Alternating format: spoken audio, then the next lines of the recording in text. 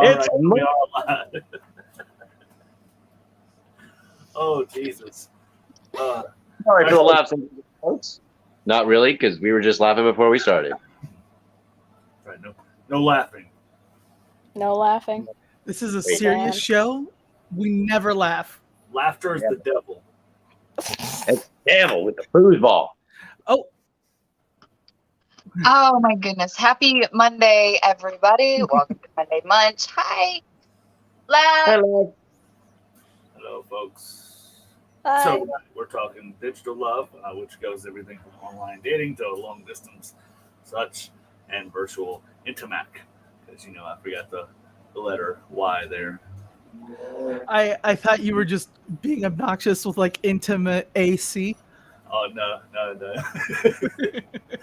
I wish I could be like, yeah, that was me being clever. Nope, it's just me being an idiot. Yeah, how it goes. So I am Mr. I started this shit show like a year and a half ago, and it's been getting more fun and then more shit showier as we go on time. Where's our title cards at? Hi. What do you mean our title cards? The video. You usually play in front of the video. The intro. Do you guys want The the intro. Do you guys want the intro? The epic is a fail. Okay, here we go. Here's the intro.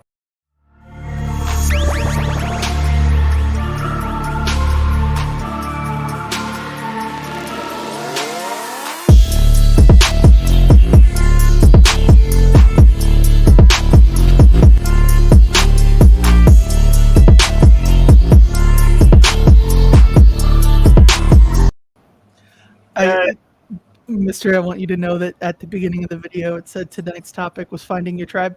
Close enough. I never fixed it. And I'm doing it tonight. Okay, we're gonna have. Munch is always about finding your tribe. Thank you, Lab. So welcome. I need to recreate that picture I sent you. Yeah, I have had quite some development since then. there you go. See what happened. You guys that want to change the pictures, we'll change the pictures. Like, smooth as fucking sandpaper. Absolutely. Right. Absolutely. So yeah, so I'm gonna enjoy me. And I think we should eventually do like an intro that is audio, because there is the audio version of this available. So, like, the intro just didn't do much there, did it? Yeah, well, come watch the live, assholes. Ha! Or we could do the intro video and then do spoken intros like we usually do. So what do our amazing viewers think about that? Me trying to get the audience engaged in a conversation that's not even on topic. Look, if we keep trying to introduce ourselves every single time we come on the show, we're going to be wasting an hour just doing that. Because God knows we cannot remember who the fuck we are when someone asks. Didn't you write it on your underwear like I did? That's how I know who the hell I am. I just kind of check the name of my underwear and I'm good. I'm down with Ray's idea. Can we do it like NFL intros? I'm okay with that. Okay. I am down for it. We look all serious and everything. No, not all serious. Mr. KinkSlayer. Juniper Jen. You guys remind me of like the lineup for college football or for NFL football teams, like when they stand up and so and so from such and such university. Exactly. Yeah, you got to put your stats up, right? That's right. Becca hears me. We definitely would Juniper Jen playing for the polyamorous team, pansexuals, and hitting 0 home runs this year. You guys are on the wrong sport. I thought it was swinging both ways. We play sports ball here, okay? Well, I've gotten confused in a time or two, and I've swung all the ways, and here I am, not hitting anything. So you're like the tetherball. You swung every which way and still hit nothing. Gotcha. Bounced right back in my face. So tonight's month, like I said, is about a mix of online dating. Of course, we're going to talk safety. We're going to talk how to deal with like long distance relationships, as I have a few people here that are in long distance relationships that have some insight to it.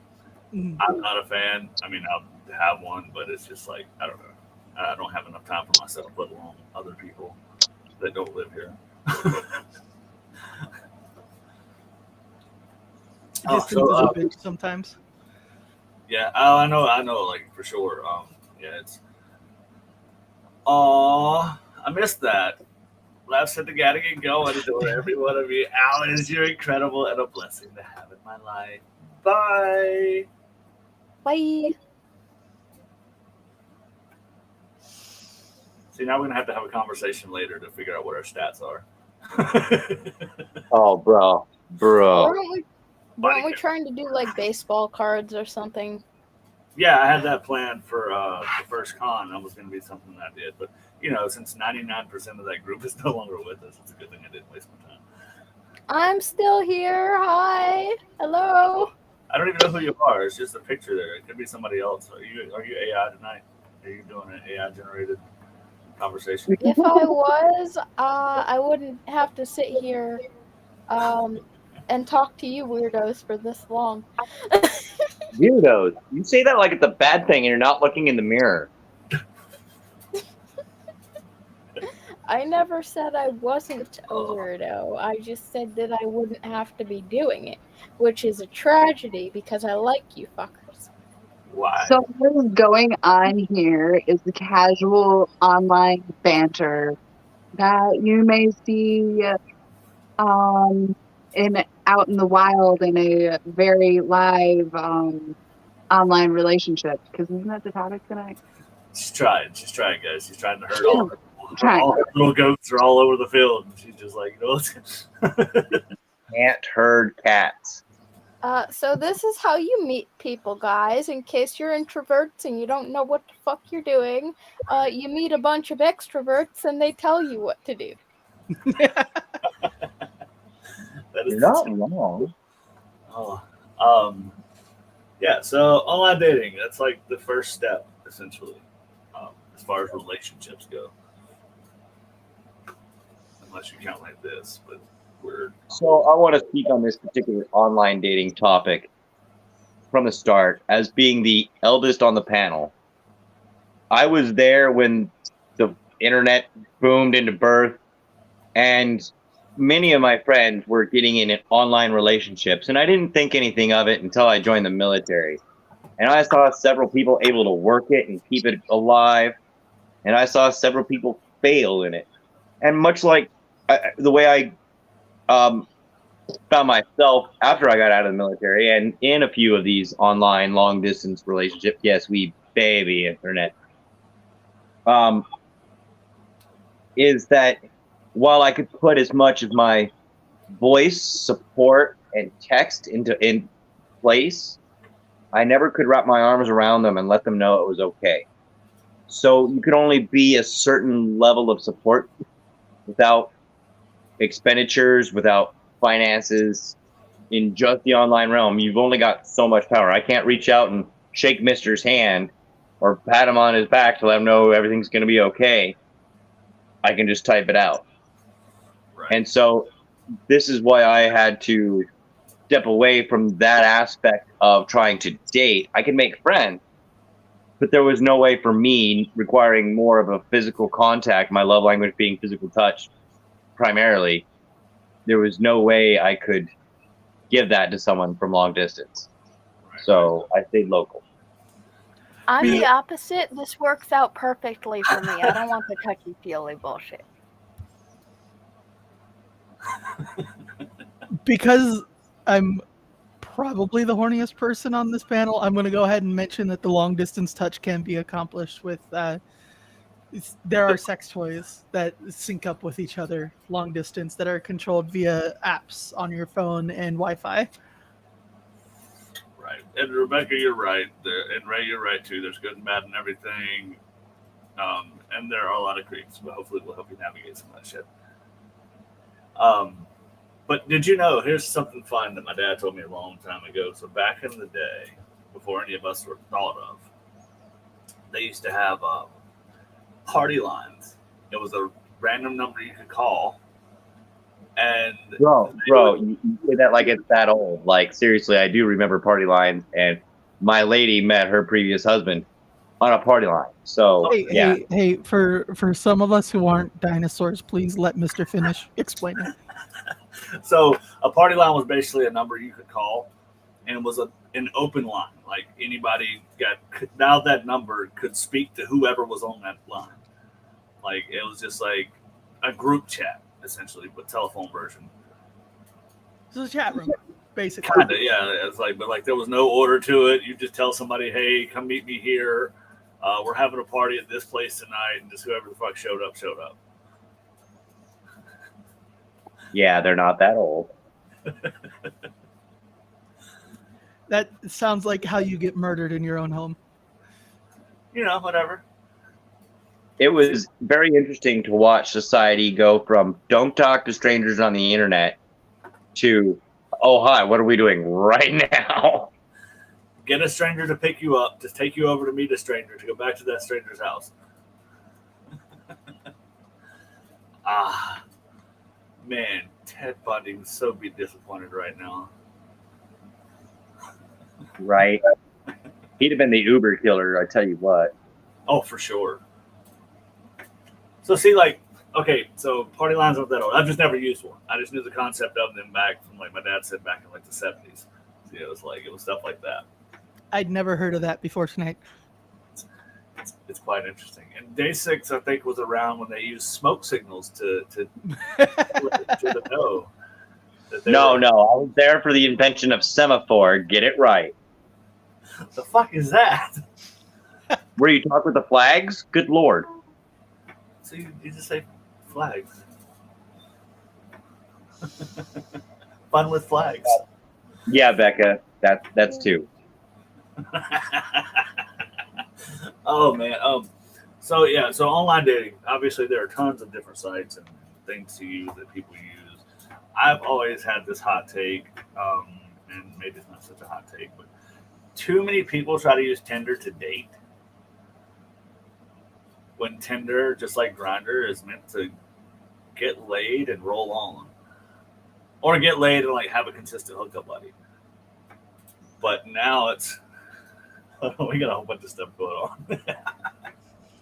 You are old. Yeah, I'm gonna take my teeth out and kick the crap out of all you whippersnappers. I hate you, what? Still, it's 5 shekels, not $5.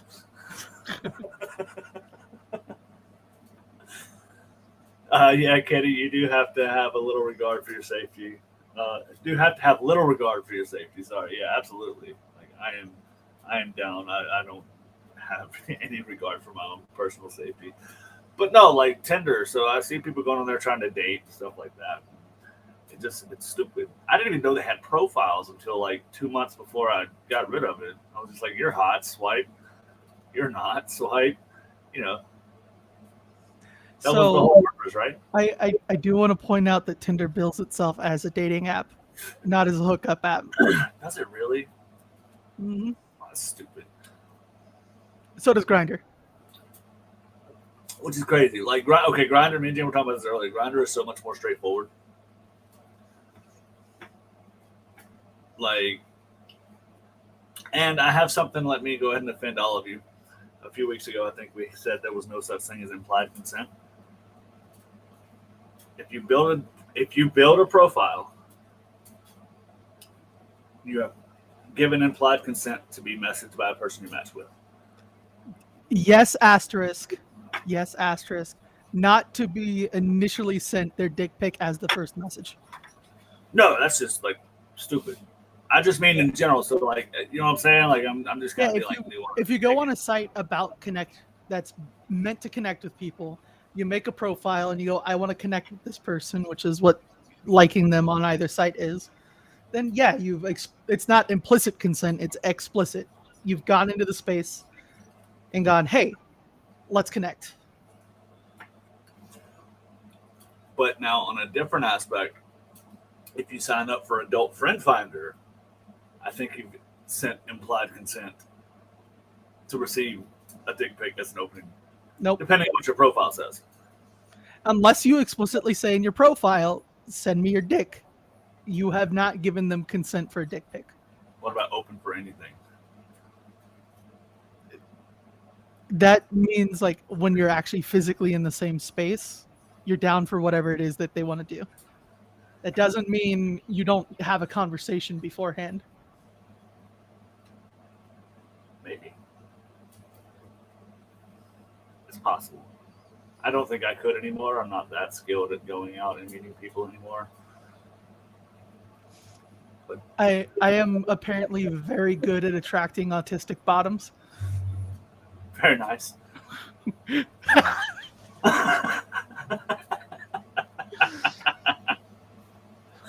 I love it. So let's kind of talk about dating. We'll get into the safety and kind of the second realm of things. Oh shit! There's a person there. Yeah, I know. I'm real. Excuse me. That's wild. Nah, deep fake. So let's see. Oh, you can't send pictures on Tinder? That's crazy. I don't know. I haven't used Tinder since before Jen and I got together. I think I had it like a couple months before we actually started dating. That's it. Yeah, so I have no idea how Tinder works anymore. I just scared Jason off. Oh. I don't know. Basics might be telling on themselves a little bit. I said I attract autistic bottoms, and Zer disappeared. So let's talk. No, that wasn't it. I'm relocating. That's all. Whatever you need to tell yourself. That was a sudden urge to relocate. Well, my lady was sitting outside and wanted to talk with her daughter, and I wasn't going to interrupt their conversation. Sure. So the profile is obviously the most important part of online dating.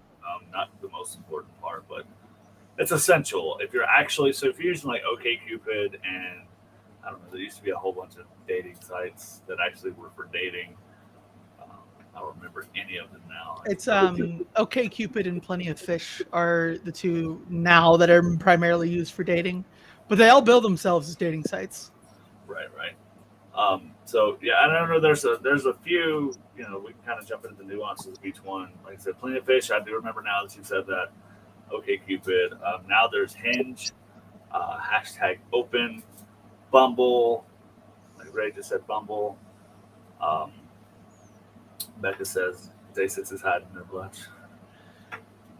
There are some real fun ones like Farmers Only and Christian Mingle if you fit specific demographics. Right. Like Timey. Timey? Is that like a bondage dating app? I think it's like a lesbian dating app. How you like a cherry stem or what? I think they call it scissors. Why do they call it what? Scissors. Excuse you, like Jen. Not all lesbians have the equipment to scissor. Legs? Yeah, you just need legs, actually. There's so much more to scissoring than just having legs adjacent to each other. Well, I mean, it depends on, Not if really. they're doing the fun craft scissors or the sharp scissors. Dream, do you even know what scissoring actually is? Yes, I do, and I know that a lot of lesbians would agree with me saying that they don't do that shit for a reason. And I have met many who do. I've watched many that do. I'm not even gonna try and understand. Okay, I'm gonna pull a Day6 here. I'm gonna go relocate over there. Okay, first off, look, I'm in a different location. So no one doubted that you were moving. Yeah, I just went to a different location too, buddy. It's called the hell out of here. To each his her their own. Absolutely. Oh fuck! There was one. I don't remember the name of it. Alice, you're like always ready to figure this shit out. There's one that's for HSV positive people. It may be specific for HSV and herpes and stuff, but I'm pretty sure it's just that. But there may be one that's for all people that are infected with some kind of STI. Positive singles. Positive singles. Yeah, and that's for specifically for people with herpes. Okay. And I believe there's one more. Hold on. You know, I'm gonna look up how many dating apps there are on the App Store currently. 7,472,000. There's one called Pause Personals, POZ Personals, which is specifically for people who are positive with HIV. Huh. See, so there's a dating site pretty much for everybody.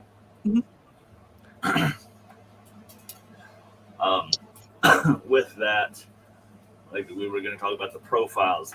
Anybody got any good profile tips? I used to have phenomenal profiles. I wish I had like any of them left.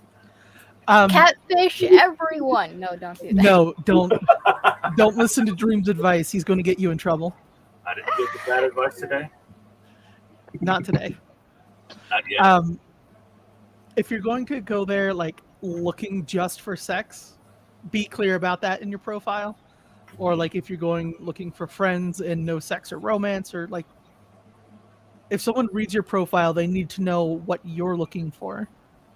Right. Okay, let's be honest here though. No one actually reads past the pictures, maybe like 10%. And if you say, I don't want to sex here, they don't give a fuck. I have read the profile of every person. Just because you have does not mean everybody has. You wouldn't believe the amount of people who are like, you look beautiful. You want to sex? Like, no, I have it written there like 3 or 4 times. Like, no. You want to have the sex? Did you read my profile? No, I just like the pretty pictures and the swipe. That's me. Like, I mean, like I said, I didn't know they had profiles for a long time. So then my advice wouldn't be anything to do with writing the profile. It would be if you're using the site, read the fucking profiles.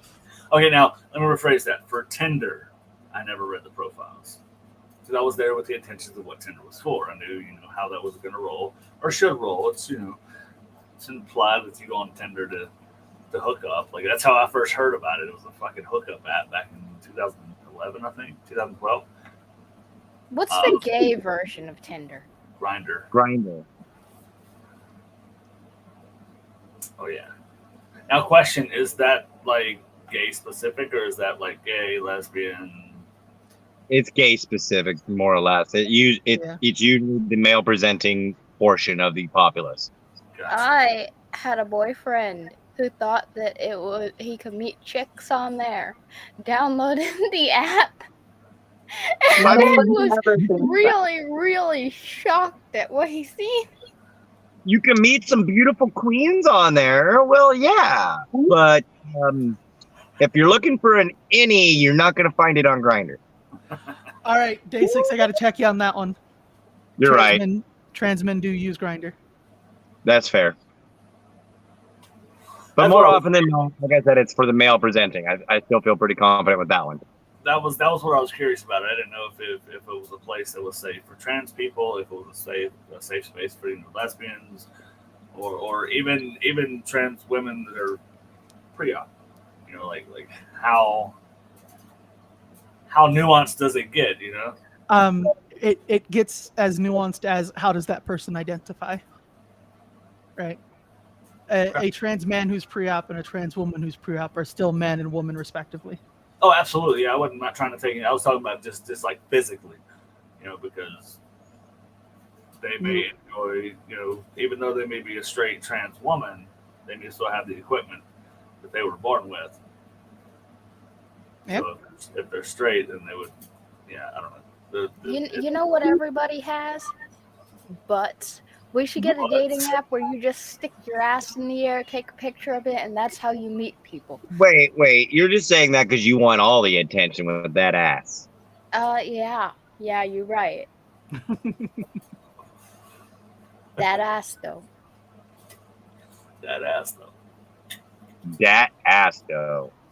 there were great things over here in the comments. Be funny, be honest and clear about your intentions. Yes, Becca, you still have to weed some out. Live, laugh, toaster bath. I love that one. I was ready for that one. Live, laugh, toaster bath. Some say death wish. I say down for anything. Kitty, you sound like fun. Yeah. So now I do like. So one thing I did like about OkCupid from way back in the late 2000s when I was using it. Hold up. We got an ass off. We need to have an ass off. I would also like to join this running. I am very well endowed in that area. I have a fantastic ass myself. This is a little buggy. See, ass is the language that we all speak and understand. It doesn't matter who you are. That ass, though. That ass, though. I volunteer as judge. Me too. I won't even participate. You guys just don't get to see mine. Look, this is not supposed to be a contest. This is supposed to be a way to meet people. That's why the ass is shaped like a heart when you add the legs. So I like Kitty. I haven't seen Kitty on here, I don't think, before. Maybe I have, and I'm just kind of stupid like that. But Kitty, you sound like the kind of person I could hang out with. 62 miles on an ATV, 62 miles an hour on an ATV drunk. Hell yeah. Let's rock and roll. Ray said don't be a judge. Ray had a follow up. Otherwise, no win. I know you. It's the tiny picture and yeah, the username. I don't know. Send me a DM and yeah, hell yeah. I fully consent for you sending me a DM. So I do like the funny thing. That was always my approach. Something really stupid. So forever I had that I was a professional hopscotch player. They told you. Oh, Becca. Hell, how you been? We got more Beccas. We got Beccas, and Beccas. The Tribeca, if you will. I do have a Becca.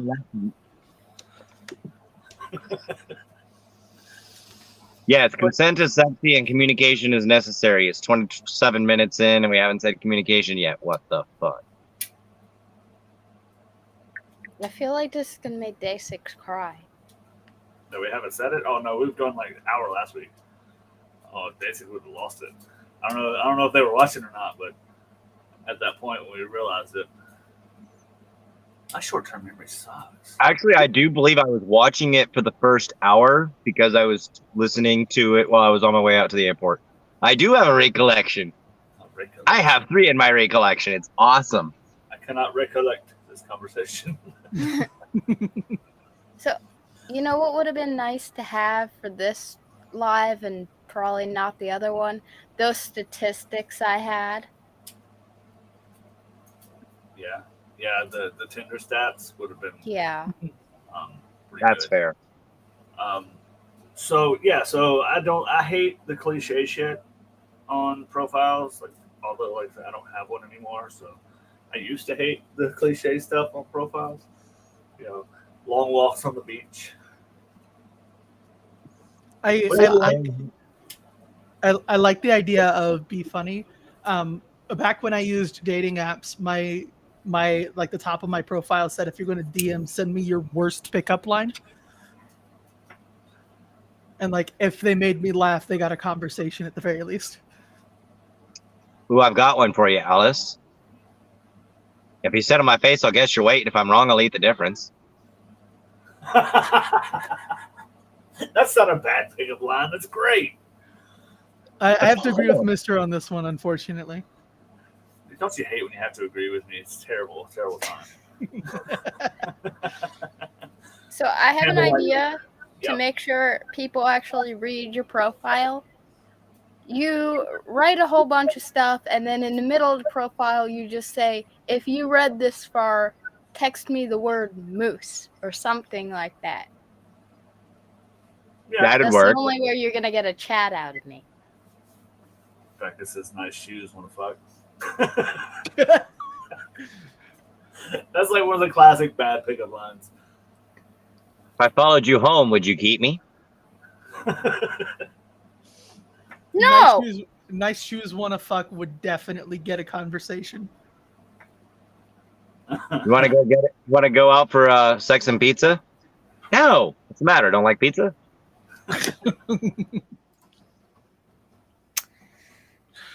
I know, Ray. I know. Alice agreed with Mister completely.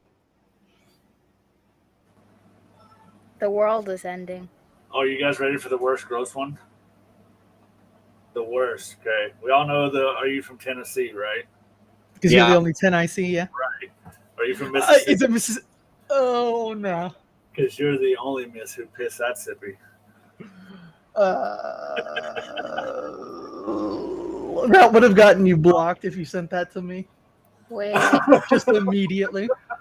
Okay, I'm gonna be the dumb one here, and I'm not gonna ask what the fuck you just said, but I also don't. That's okay. Understand. My audio may have cut out. I got you. It said, "Are you from Mississippi?" Because you're the only miss who's pissy at sippy. No. It's one of those. If everybody had to hear it, you had to hear it too. No. So, sorry, y'all had to hear it again. Do you wash your panties in Windex? Because I can see myself in them. All right, fails the assignment for a bad pickup line, but that would still get a conversation. Right. So I do like that. So one tactic I've seen quite a bit on so when I'm on other websites and I see screenshots of pickup lines and intros to conversations is the multiple choice thing. I love that. It's like, hey, look, I'm down to have this conversation, but what part of my personality would you like to see? Would you like something genuine, a compliment, something funny, or something really bad? Most people are going to pick bad anyway because it's just fun. And yeah, you want to see how dark they can go. Absolutely. They hit you with the Mississippi line. At that point, you have to decide, am I down for There's this? the door. There's the door. If somebody hit me with a pickup line that fucking grows, I would have to have a conversation. Nah. Because that takes some confidence that nobody has. I'm with you on that there, Kitty. Yep, that's a good pickup line. Want to smoke some weed? When you're out at a bar, I know this isn't online, but real life pickup lines, if you really don't want to use a cheesy line or something like that, hi works. It really does. If you're outside smoking, hey, do you have a light? If the person you're interested in is smoking, don't ask them for a cigarette because then that looks like you're a bum. If you have a lighter, offer the light to the person that just came out to light their smoke. That's another great way to. Yep. Back to the topic. I got one. Can I try? This is one I just made up. What you got? Can I try? Okay. Are you a wire? Because I can see you all tied up. Doesn't meet the assignment for a bad pickup line. No, but okay, I see how it is. No. Womp womp womp. I've already given Dream explicit consent to tie me up whenever the fuck he wants to. So Oh, you know what? I stuck my tongue out, and the mute button says, "You can't speak like this." I'm glad it can understand me. So another good one. I actually used it at work the other day, not in a pickup situation, but just goofing around with one of the girls there, and excuse me, miss, you dropped something. They look like my jaw. What's up? But yeah, profiles. And when I speak of profiles, I am genuinely talking about OkCupid. The places where you're looking at the profile to see what kind of person you're dating or wanting to meet. The other ones have it on there. Be as creative as you can in the limited characters that you have. But yeah, humor is always going to win. Okay. If the person posts in their profile that they might be a little neurospicy or autistic, ask them about something they're interested in and just let them info dump for an hour. I'm telling you, you can find your way into somebody's realm of connection by that right there. Indeed. like in a not pickup way. But if you don't know us and you're at a party or you ever come to my house and my son's here, ask him about a train, and you just found something to do for the next 2 hours. Like just sit down and shut up. It's gonna happen. Yeah. So sidetrack. My son may be autistic. You know. Maybe. Something that's coming up, like for me, that I've been real excited about is Diablo 4 launched this week for public, and like I have been talking to every person I've been on a date on in the past 3 days with about the entire history of Diablo in and out of universe because it's one of my special interests. Where was I? That comes on Wednesday. You're probably not going to get me to shut up on Wednesday. I bet I could shut you up real easy. Yeah, if you were here in person, probably.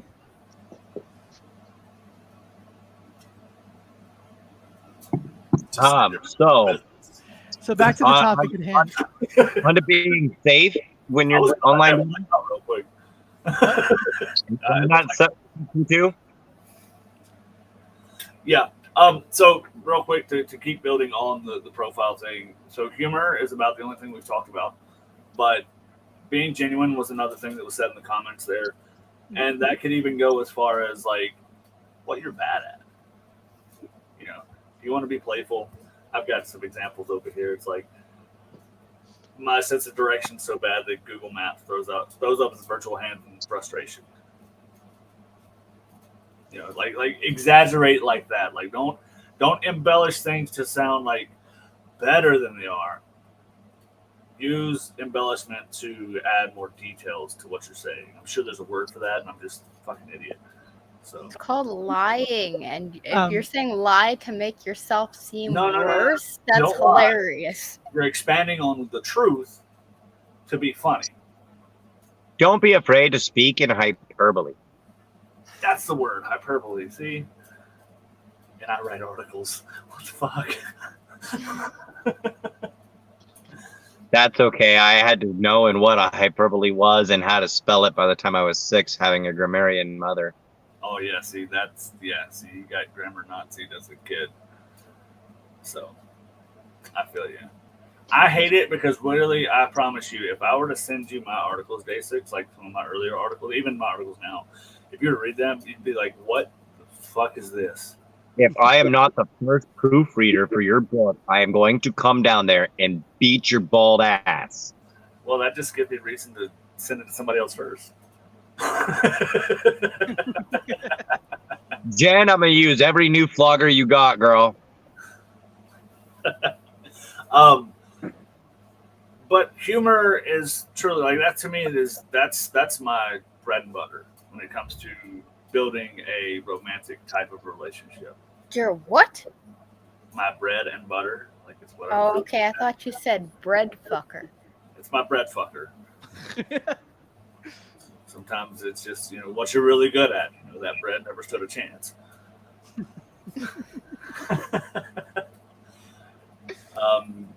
Yeah. So yes, okay, that's a good one, Kitty. Before we jump on to like safety stuff, being honest about long-term disabilities. So I have friends of all kinds. I have some friends that have health conditions that are transferable to other people. That's always a tough conversation for them. That's like it used to be that they would wait and build that connection, and then before it took a physical level, they were like, "Hey, by the way, I've got something going on," and then people disappear.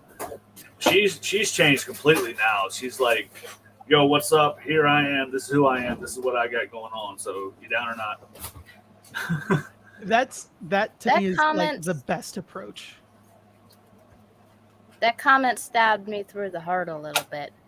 The long-term disease and disabilities. Yeah. I mean, it really is important. So if you're dealing with someone that may be autistic or has an STI or has a chronic health illness or something like that, so right, like Yep, Katie says an autoimmune disease that is contagious, or not contagious, but genetic. You know, there it could be something as severe as Huntington's disease, something that you may not have, but you're a carrier of, so your future children could be affected by it. So it's something that really plays into that. See, I don't know if anyone else has been on the other side of this argument, but if I go around and I tell people right off the back, like, hey, I'm sick, I can't be around all the time, you just kind of get in return either, okay, goodbye, or, oh my god, you're just using me for money, you stupid fake. Well, and that's, to me, helps. Oh, go ahead, Daisy. I see your hand up. Go ahead.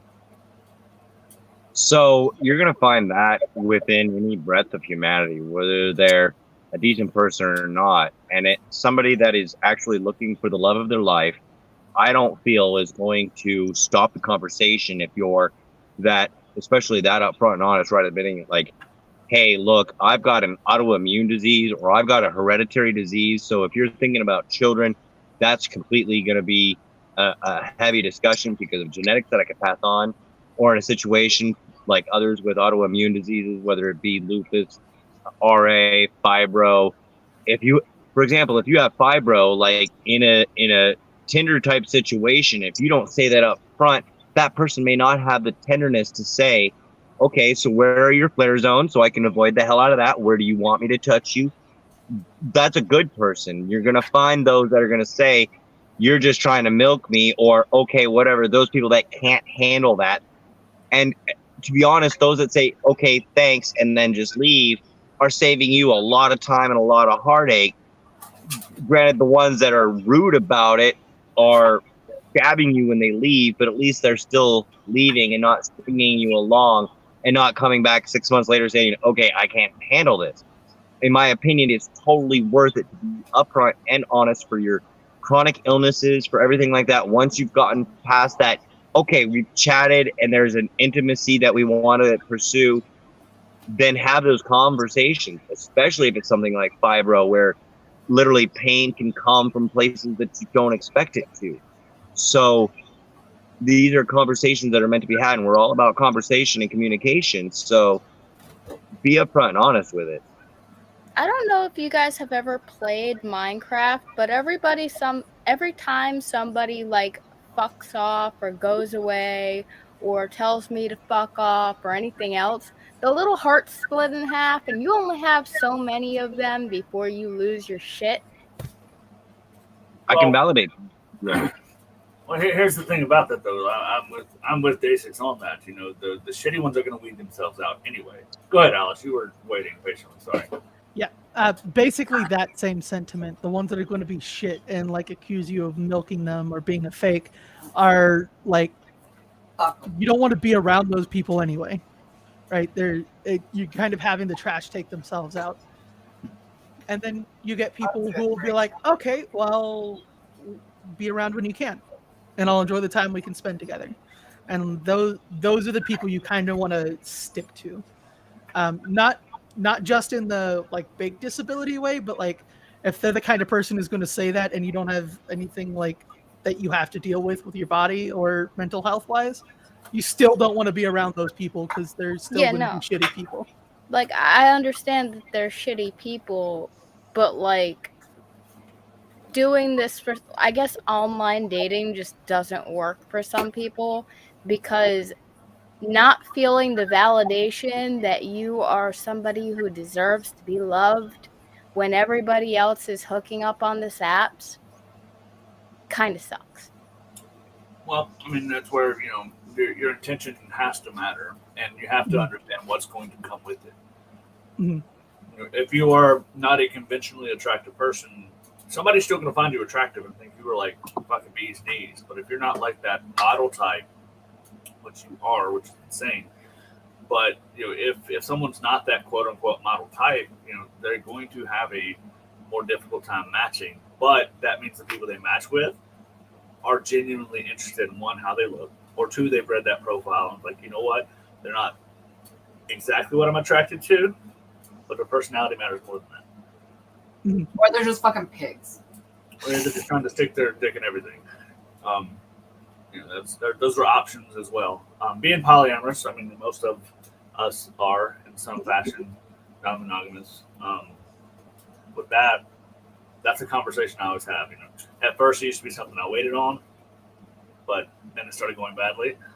I was like, well, if it's going to go badly, I might as well stop wasting my time. Hey, I'm polyamorous. This is what it is. This is what I am. I'm happy to answer questions. We'll set up a press conference in 2 hours. I'll take 4 questions and then we'll end it early. That's a better analogy that I understand. It helps me knock out the people that, one, can't do it, and I'm not asking them to. They don't have to. They have their own boundaries. Mhm. I have mine. I just got out of a relationship not too long ago that was, knew I was polyamorous coming into it, but still struggled with the lifestyle. And the whole relationship, I made it clear that, okay, you're not used to this. You're trying to understand it. We're going to build this relationship like a normal relationship, but understand that if you have to walk away because it's too much, I understand. Mhm. You have like a year trial. After a year, if you can't handle it, then why did you stick around this long?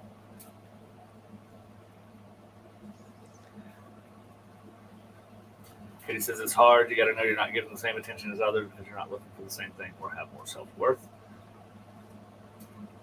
There's also those that look undesirable because they're predatory people.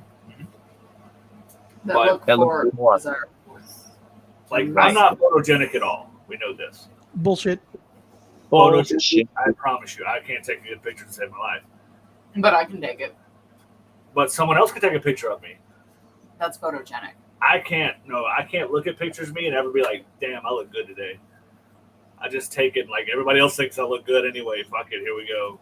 That's why you have everybody else around, because I don't really think anybody usually finds themselves attractive. Like, you might say, hey, I look pretty, but I'm not sure I would date me. So I didn't before HRT. I definitely do now. I can, Ray. So what Ray was saying was there's also those that look for the, quote, undesirable, end quote, because they are predatory people. What they mean by that is that there are many people who look for victims, and it is easier to victimize somebody who has a very low sense of self-worth. And many of those that aren't conventionally attractive have that low self-worth because society says you should hold to this magazine fucking stupid ideal. And so they walk around not holding their head high, thinking they're a badass bitch when they still are, but they look like vulnerable material, and predators will go after that. Go ahead, Alice. I would like to chime in that anyone who has low self-worth probably also has either a very small or a non-existent support system. And that serves further to isolate them and make them more vulnerable. One thing I've always found interesting. So I've dated women that were, either felt ugly growing up because they were overweight kids and teenagers and stuff like that. And they lost all that weight. And then you still have to combat that this is a beautiful person. First off, I think they're out of my league anyway. Mm. But when you're dating them, you still have to combat that low self-worth they have, because they still see that body dysmorphia. They still see them as somebody that they think is unattractive.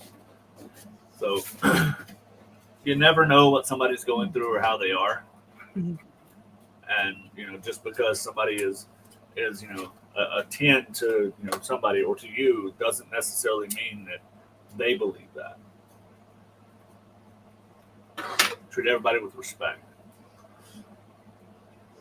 All of the people that I'm dating are 10s to me, and like one of my goals is to make them all believe it. Yeah.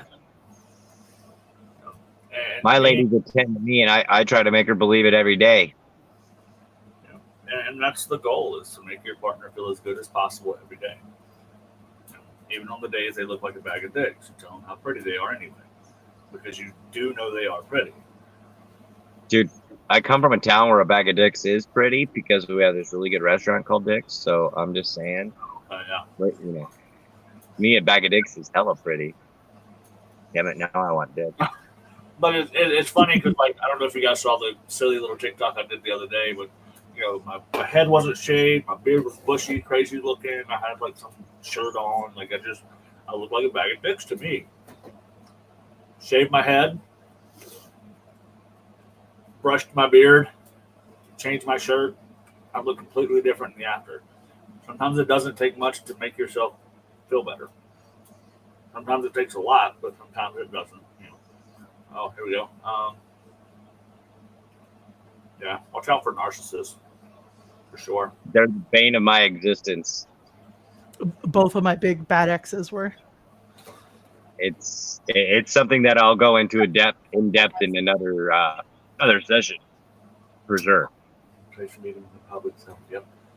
Always meet in public. That's yeah. So we'll roll into that safety thing, but for sure. The worst part about a narcissist though is someone who is legitimately understanding that they are a narcissist can mask that shit so well. Mm-hmm. And by the time it's too late, then they reveal it, and then you're stuck. So please be aware of that. Some of your friends may talk to you and explain to you that this person is shitty because they know their past. You can't always hold someone's past against them, but you need to keep stuff like that in mind. And yes, maybe Life 360 is for me. It depends on what the past is, right? If someone says some problematic things as a teenager but never did anything shitty, whatever. If someone's like Kyle fucking Rittenhouse, you don't like just give them a second chance. I'm sorry, you throat punch him. What is that? What you said? Absolutely. Pretty much, yeah. Yeah. But like I said, if you base people off of their past, no one here would enjoy me. She wouldn't be with me. I mean, I could line up my exes and have them tell you about who I am, and everybody'd be like, "Oh, fuck that guy."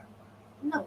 But when my son's mom and I separated, I took that time to learn who I really was. That's when I learned I was not monogamous, not just a fucking cheater. And I learned, how to be a decent person, how to be an asshole while still being nice and respectful to the people that deserve it.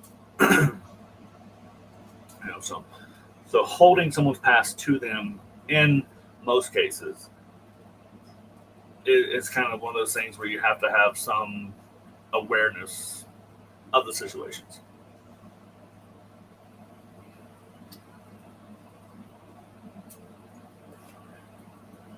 Staying safe. Positive online dating experience. The safest thing you can do is delete all your dating profiles and just not go out. Yeah, that's what I just did. Thanks for the advice. It's great advice. Let's do that. But are you interested in meeting people? Good question. I don't know. I If met you you guys, and that's delete cool. your dating apps, then you're gonna have to go out to meet people. That's the point of online dating, though. You don't have to go out and meet people. Eventually, If things go well, there will be a point where you want to go out and meet that person, but it won't be the first date or before you know each other well.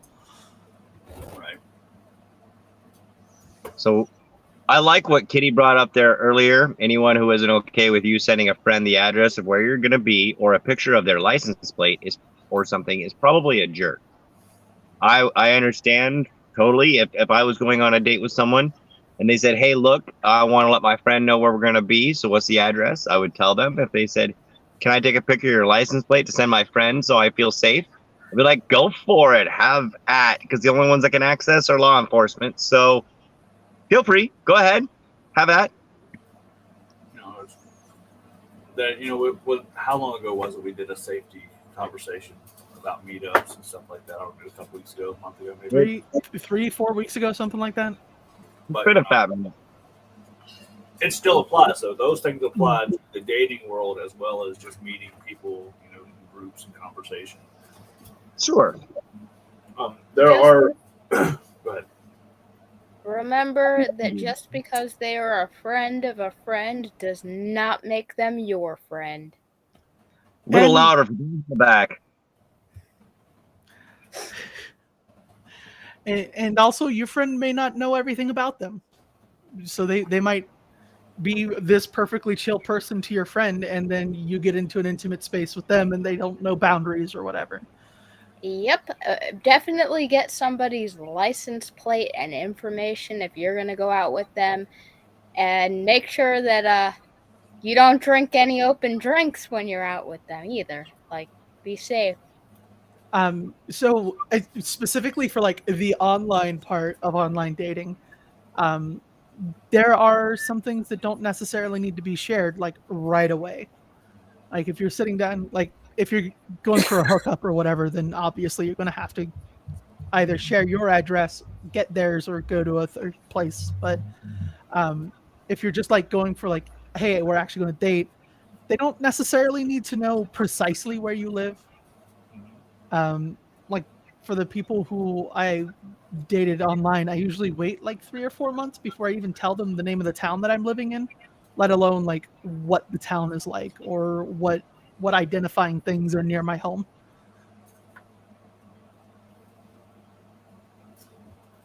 Even someone you think you know. Yeah. Yeah. Safety is one of those things that you can never be too safe. You could be considered, oh my God, you're being paranoid. No. You have one life. You only get one shot. You're not going to throw it away on somebody because they're a predator. Okay. Sounds about right, though. Like I said, you sound like somebody I'd hang out with, so. Yeah, I mean, valid. And for Kitty, by the way, circling back real quick, it's 4:19. You got a minute? There's my pickup line for you. All right. Oh, that one's good. For stoners, that's a good one. I like that. Wow, Kitty. Yeah, and then my friend Becca down there was a target when you were talking about don't leave your drinks open. Yeah. If you don't trust somebody with your kids, don't trust them with your drink. Even if you don't caught kids, if you don't trust somebody with your cat, don't trust them with your drink. If your dog doesn't like them, you probably shouldn't be around them. I don't have a dog, but I've heard it's true. Oh my goodness. A dog, a well-attuned cat, or a baby, if they have the best just perception of what's inside, and if your dog don't like them, if your baby don't like them, nope. You gotta go. Get out. So dog's not like me, though. I had a snake once, and the only person she bit in her entire 5 years of existence was my ex-boyfriend. The worst one in my entire life. X. Yeah. Side note, did you guys know that filter on TikTok for the cat thoughts works on dogs, goats, and possums? I can't wait to show those videos. Oh, I want to see it with me. That would be awesome. Oh, yeah. But really, trust your gut, guys. You guys mentioned TikTok. Could you use that as a dating app? You could. Absolutely. So, tangentially related to that, I've actually used Facebook as a little bit of a dating app. Facebook has a dating app now. It does have a dating feature, but it's basically watered down Tinder, and it sucks. But the way that I've sort of used it as a dating app is I've made connections with other admins on Facebook, and there are a couple of people that I'm dating now that are people I met through Facebook. Thank you for posting. I'm pretty sure most of the Facebook admins are just dating each other. It's just a big gay behind the scenes orgy of Facebook admins. I admin 3 different pages, and I'm still monogamous. So it's not that all of the admins are fucking each other or dating each other. It's that all of the queer admins find people who are like them in those spaces and make connections pretty quickly. Nobody can tell the line between friendship and dating. That's the problem we're having here. The line is, hey, do you want to date? Hey, this is me asking you out on a date. Yes or no? I would like it if somebody actually said that to me ever. Dream, I did. And Somebody even though besides the outlier of the group. I'm monogamous, Alice, if you showed up in my town and said, I want to take you out on a date, that's what we'd call it as we went out. My lady would know that where I'd come home to, but that's what we'd call it, and that's how we would treat it, and it would be a blast. Matt says this is why I stay away from adminning.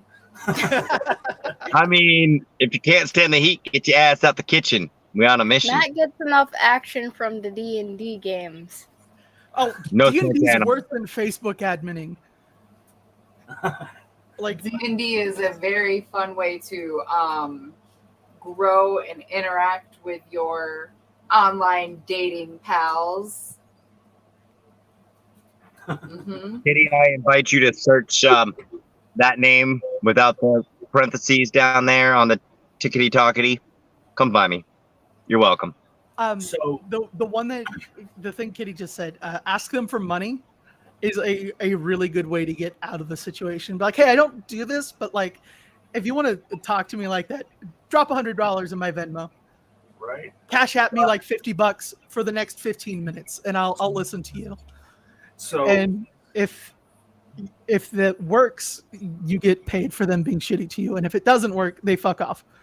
Look, if someone wants to give me $100 to sit there and watch a movie and not communicate, I'm down.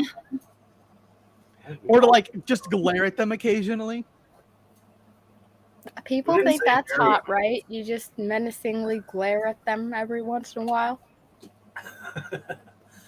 Going to shut the shop down. Go for it. Okay. Or, yeah, turned off anyway.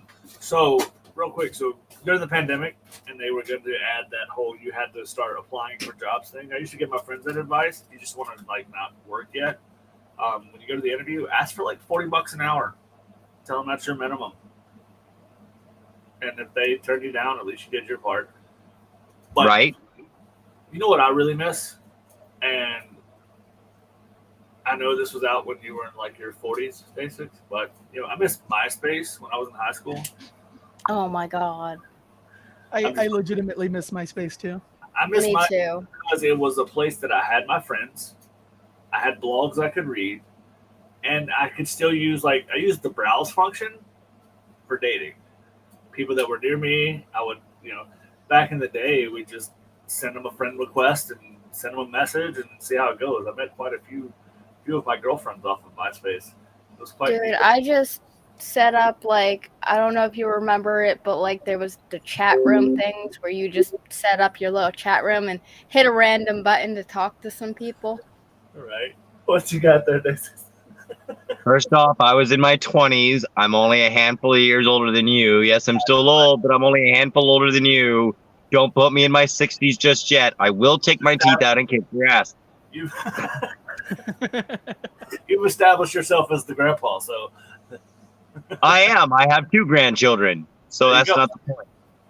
so now you're just old man. That's it. We could be the same age. You're the old man now. Yeah, see, that's amazing there, Kitty. I have a friend that would doctor pics that they got unsolicited and send them back and be like, so this is going on the internet now. Yes, chat rooms. Now, chat rooms were a big thing, and we can roll that into the safety stuff. But chat rooms were so cool. I used to use. So I was actually a preteen, but it was preteenchats.com. I don't know how many of the people I talked to were preteens, but I would have a lot of fun in those rooms. Probably like a bunch of 60, 70-year-old men. But And yes. there we go. We'll make sure you see that. So I know you I it. saw it. So now Alice gets embarrassing things popped up, and now you get the old man things So, popped up. You want to know the good thing about the internet back then? Old people didn't know how to use it, and nobody was old enough to teach them. You know what? Nowadays, No, everybody. we were old enough to teach them. We didn't want to because that was our land. That was our territory. That wasn't theirs. We had to program their fucking VCRs. They weren't allowed on the goddamn computer. No.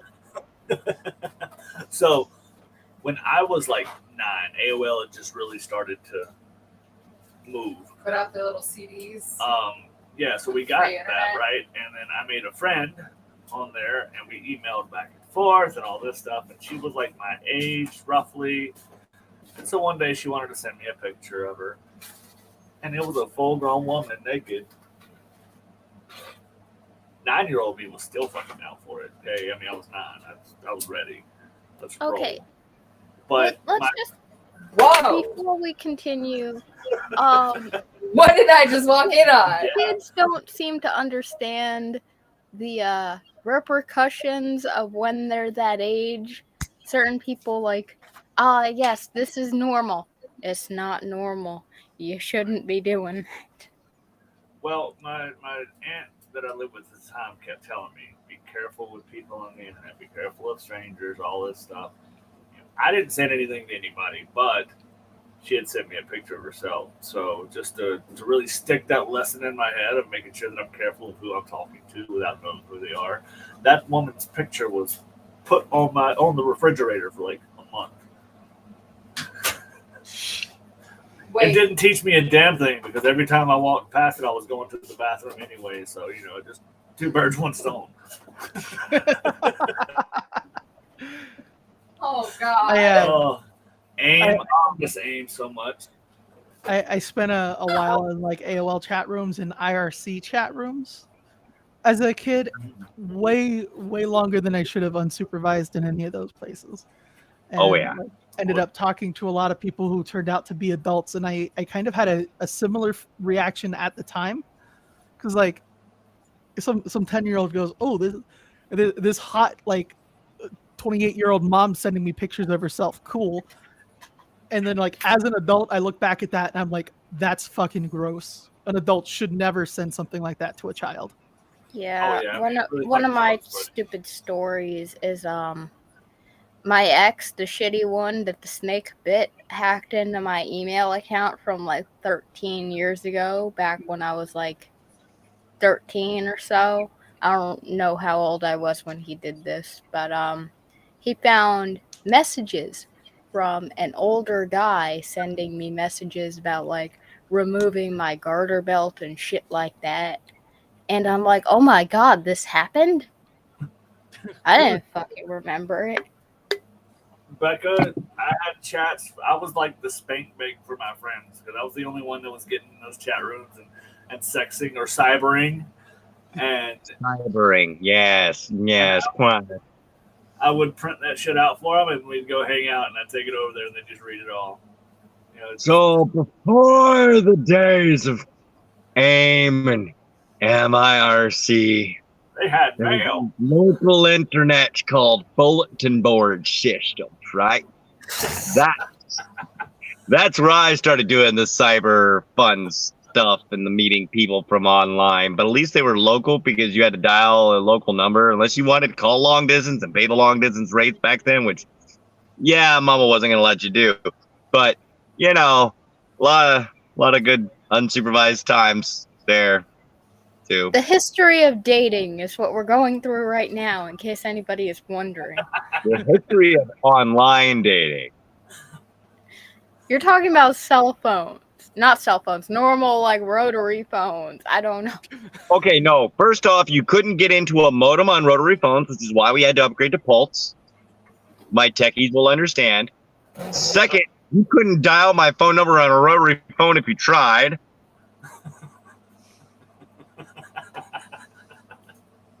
And third, if I wrote that in cursive, you would call it some kind of hieroglyphic or something. I can read That's cursive. 5, Becca. That's 5. I can read cursive. It was the last grade that could, but I was in it. I need a minute.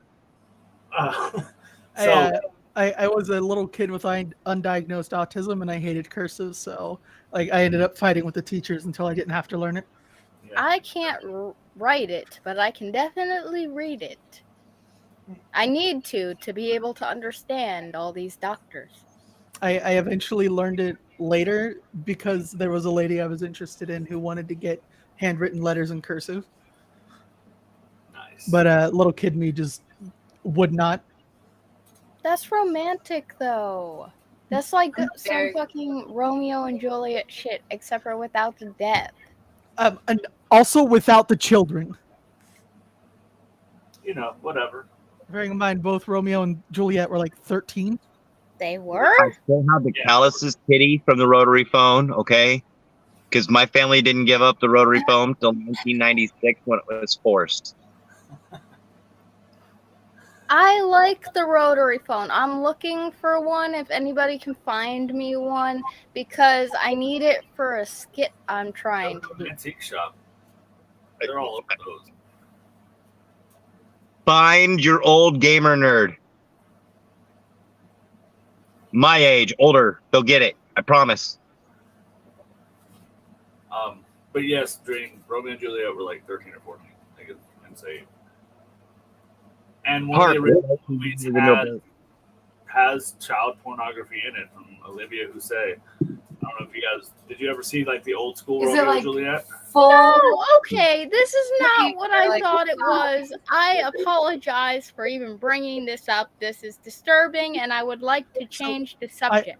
I do want to, as an obnoxiously well-read nerd, I do want to point out that Romeo and Juliet was actually a critique of forced child marriage from William Shakespeare. Like the whole point of the story was these are children; they shouldn't be going through this. Look, man, And then I they know off the fucking themselves because Taylor it's the worst Swift thing ever. song, so Taylor Swift songs or the new Romeo and Juliet. All right. Well, I learned cursive in about 3rd grade from my very flamboyant teacher, so I'm very conolinguist and cursive. What? I'm sorry, say that again. She said she's kind of linguist and she's a kind of linguist in cursive. yes. To be learn fair, I how bet to she spell does know how to write cursive with cursive. that tongue. I bet she doesn't know how to write Look. cursive. But It's one thing that I knew what it was, and she said it wrong. Save Gray. I mean, sí es la verdad. Sorry, that was the cutting linguist coming out. oh, how do you feel about Googling the person you're going on a date with? If you, Yes. I was going to bring that up when I was raising my hand earlier. So, like, for those that are affluent enough, if you're looking at someone for dating, $30 for a background check is well worth it. Do it. And there are some places really, if you dig in like the shittier sites and really dig, you can get some free background checks. It's, that's them.com is a good one. Like it doesn't give you detailed information, but it gives you just enough to kind of verify who this person is. Oh, motherfucker. You're supposed to put lube on it first before you pull it. Spit on it. Yeah, that works too. Also, how about a third wheel date? All three people have to talk. That should be something that should be like a dynamic that's discussed before the date. Unless you get bad vibes already, and you're like, you know what, fuck it, you want some free food too? If you get bad vibes, just cut it off before it goes anywhere. Well, yeah, Don't go for the free food. If you know before you ask somebody else to go on a date with you, you have the time to cut it off beforehand. And Now, you might not be able to, or you might not want to, but like, you probably should. Nothing wrong with ghosting either. And it doesn't necessarily have to be ghosting. You can be like, hey, asshole, your vibes are off. Bye. Blocked. Right.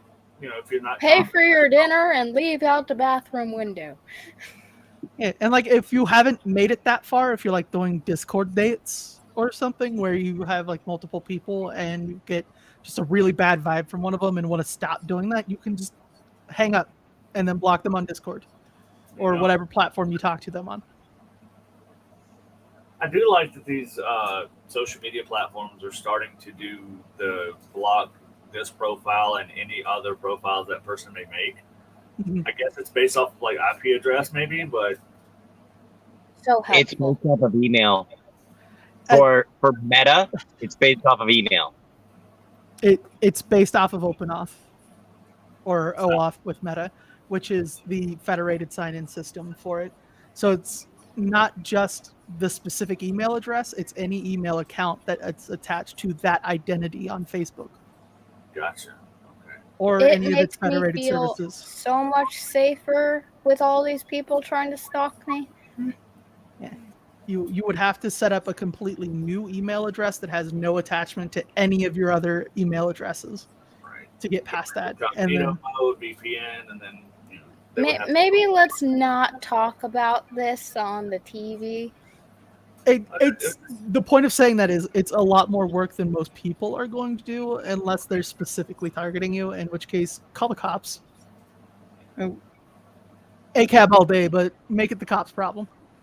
So Call a question. cab. Call a cab. I got my. I have a question. Huh? Has anybody else played an MMORPG game and then met somebody on it that you probably shouldn't have, but it's a game. It's totally fine. Your character can be totally in love with their character, and it's totally not you. That argument hasn't worked on me since I was 13, but it did happen when I was 13. It happened when I was 15, which was way before they were 13. On Okay, fucking well- EverQuest of all games. Mine was Which Mud. game? Which game? EverQuest? Mud. Major Mud. MMUD. Hell The yeah. first One time thing it before happened to me, I was playing the fucking Disney version of the Pirates of the Caribbean live game. Mm. Oregon I Trail. missed that game actually. I miss all the fucking. Okay, I'm gonna get distracted. Oregon Trail was not an MMO. Close enough. Good GTFO. God. Me and the girl that was sitting next to me in like 5th grade. No, bro. I'm sorry to put this out here, but if you were meeting people on Oregon Trail, they're probably not real. Well, No, It worked out. Speaking of dating and probably not real, if you guys want all the interaction of a real boyfriend without having the person behind it, go find yourself an Otome game. Replica. not Replica used to be really fucking cool back when they did the whole like it's on your texting instead of an app and it was free. But the minute they made the app, it started going downhill. Side tool. So if any of you guys don't feel very confident about sexting, there is a number or a program or whatever the fuck you want to call it that you can text. It's called Slutbot. It will help you learn how to sext. Like you have to pay for premium stuff, but like as a curious mind, I was like, well, how the fuck does this work? Let's find out. So like it essentially gives you stories. It doesn't really feed off of what you say, but it kind of tells you, it gives you the examples of how you can kind of talk to somebody.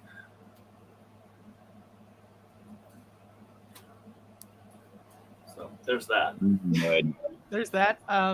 There's also just reading obnoxiously horny fan fiction until you figure out how to flirt. Oh my god, fan fiction.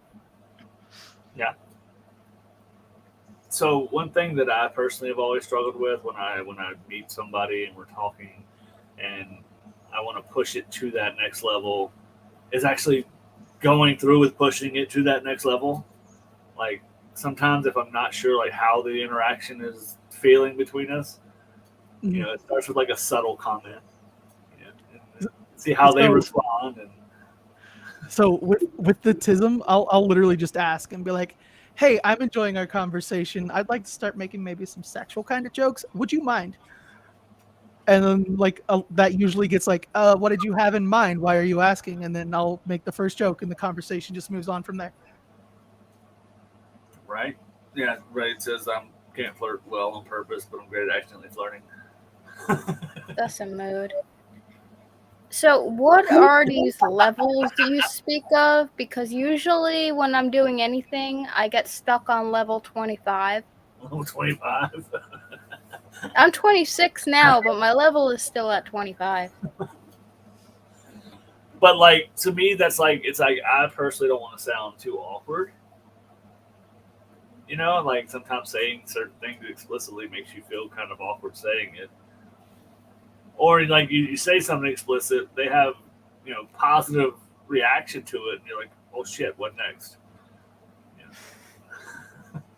So I didn't again, plan this far. so again, because of the tism, I just tend to ask and be like, hey, are you comfortable with that kind of joke? I would like to make more.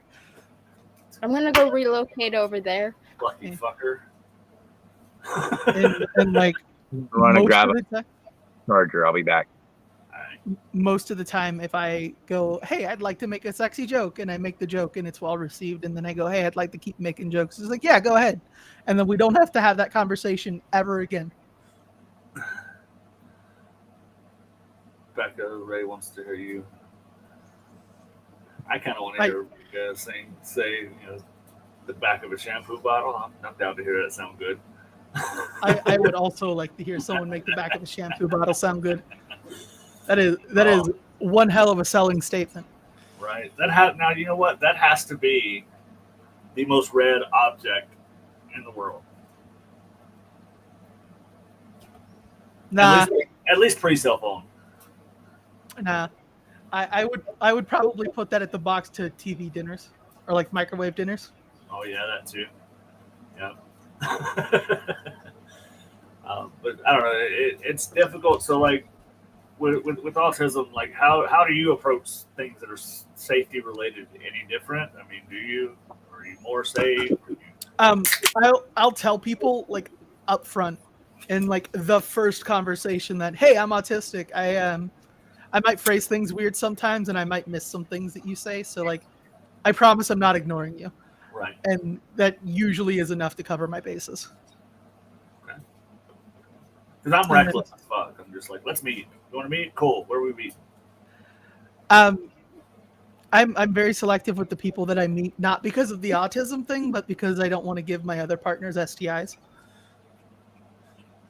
So like, I don't just go out and meet up with people. Right. Always make them get checked beforehand and after. And if somebody is not willing to get a test or show you a test, fuck off. Get out of here. If you're not willing to show me that getting the dick won't hurt me, then you don't get the dick. That's where we're at. I mean, I've been reckless. Don't get me wrong. I have. I mean, I think a majority of people have been a little reckless at some point and just said, "Fuck it, let's do this." I spent 2 years as an escort in a kink dungeon. I have absolutely been reckless, but I'm actually want to live a long and healthy life now. So, right, and that's something. So, like I was talking about my friend earlier, that's something I have nothing but respect about. She's never, as creepy and weird as some people can be, as assholes as they can be, she's never exposed them to that simply because they're being an asshole. It's still a respectful conversation, and that's something that if you have an STI of some kind that is long term, by all means, please be a respectful person. And like a lot of people, not everyone, but a lot of people, if you go, hey, I have this STI, I've been tested, here's what you can do to protect yourself, and we can still have a spicy time, most people will be fine with that. So can I ask, because we don't usually listen to our friends when we're totally in love, is it okay to tell your friend, hey, I really think this person should get checked because I know somebody who was with them, or should you just keep your mouth shut? Like, at no point in time should you withhold information from your friend if it's true, right? So like if your friend is with someone who you know has been with someone else who has a disease or an STI, then tell them. Or like if you see this person like out at a party and being a little like handsy or whatever with someone who's not their partner, make sure that you let them know, right? As long as it's true, you should always tell your friend. I know that the general consensus is like you don't want to dispel people's medical info, but if your friend is thinking about hooking up somebody that has something serious, um, they should know. Absolutely. Yeah, because I got slapped across the face for that one. Well, no, I mean people aren't going to receive it well all the time. So that was your friend being shitty, and Yeah. they shouldn't be your friend anymore. If you're going to go up to your friend and go, hey, here's this piece of information I think you should know for your own safety, and they're going to respond with violence, they don't deserve to be in your life. And don't let drunk, horny brain take over either. Just know that there are consequences for those actions too. No, sober, horny brain is bad enough. Right. So, I mean, I've almost risked it all with my friend. You know, when we first met, we talked, we went on a date. That was our intention, was to date each other. We just had bad timing and stuff like that. We remained that's like one of my best friends in the world now.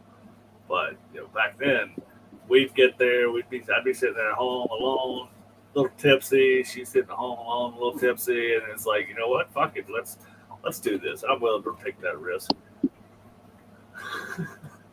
Never did though. Never took the risk. But damn, that drunk horny brain was really. Look, it doesn't matter if you're a dude or a chick or whatever else that there are, because there's too many to name.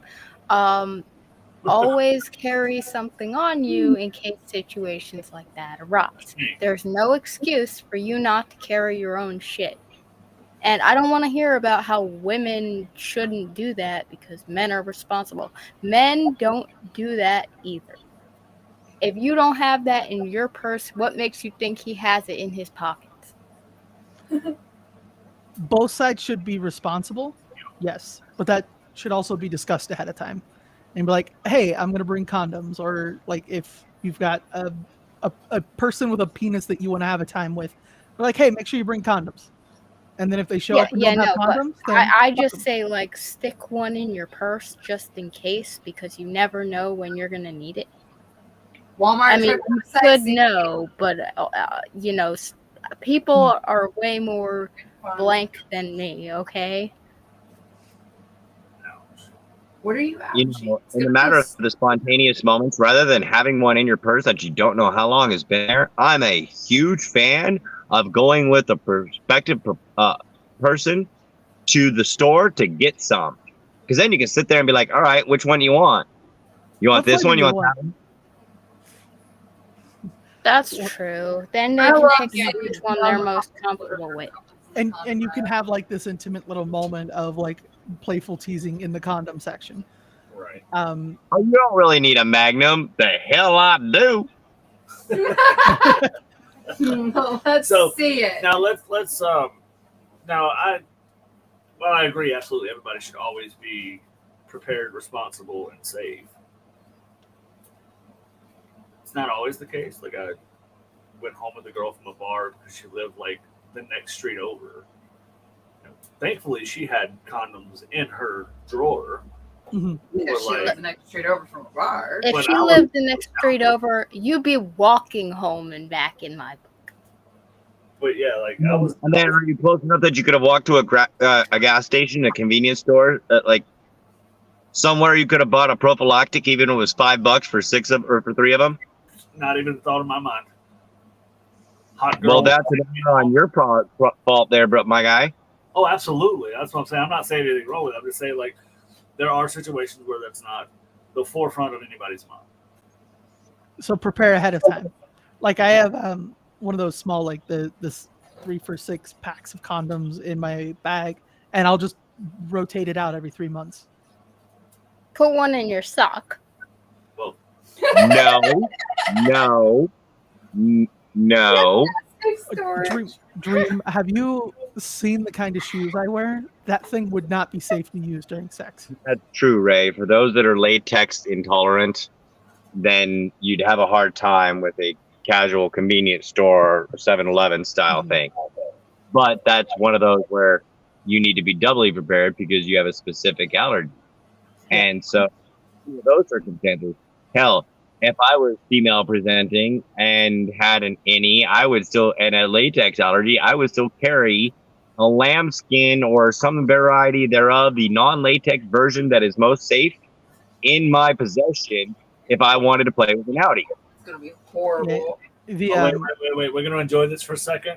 Jen's gonna wax her leg. No, you guys are not watching me. You can watch the after. Hell yeah, let's see those legs. Rip it off. This is purple and it smells really good, and I might wear it to work tomorrow. The wax?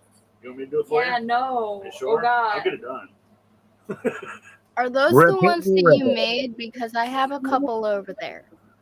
This is some hot wax that I got at Walmart, Oh. and it's for hair removal. I might be growing my hair just to do it.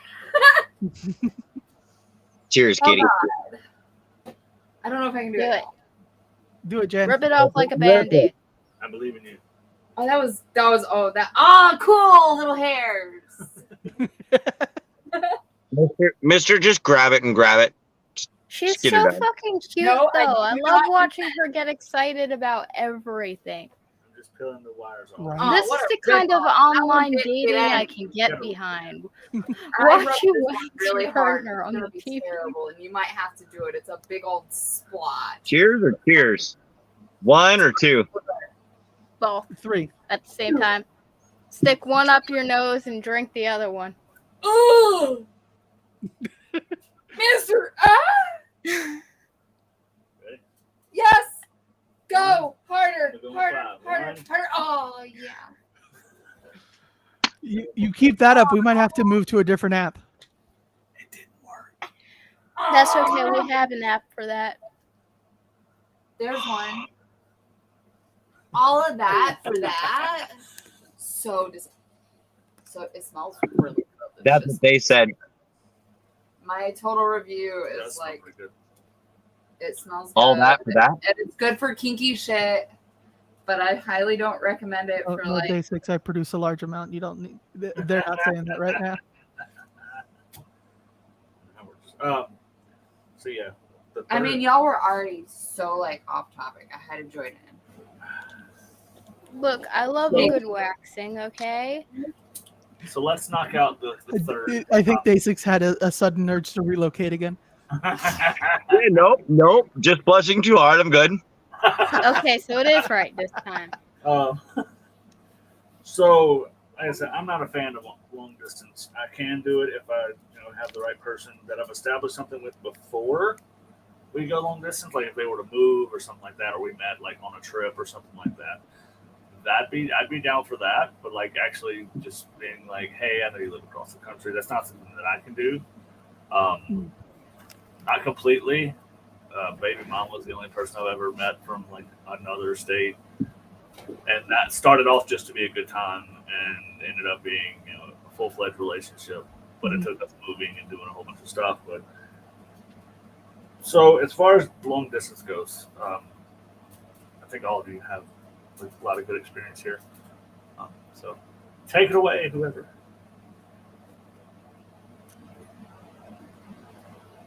Good job. You're doing great. All right. I so thought Basics was about to start talking. for long distance, while I have done the online, but it never went further style relationships, the only way I was able to last it is, like you said, was something that was built up prior. Though I can fully validate and have been in those relationships where we did meet, we started online, and it lasted a good enough time that the time was enjoyable, that we were smiling and enjoying ourselves. But my only successful time being long distance was while I was in basic. And I can't even call that successful, as the marriage only lasted 5 months after. So I mean... So let's specifically on that basis, let's expand on that. So basic training is something that a lot of people have to, in the military, they deal with long distance relationships. So Indeed. something like that, I'm sure you had plenty of people around you that were experiencing that. Did you see anything or notice anything that they were doing that could be beneficial? So, like we always speak about here, as far as communication is definitely a thing.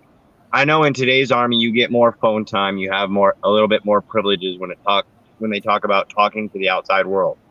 When I was in, we had to, shine higher than the rest to get time on the phone.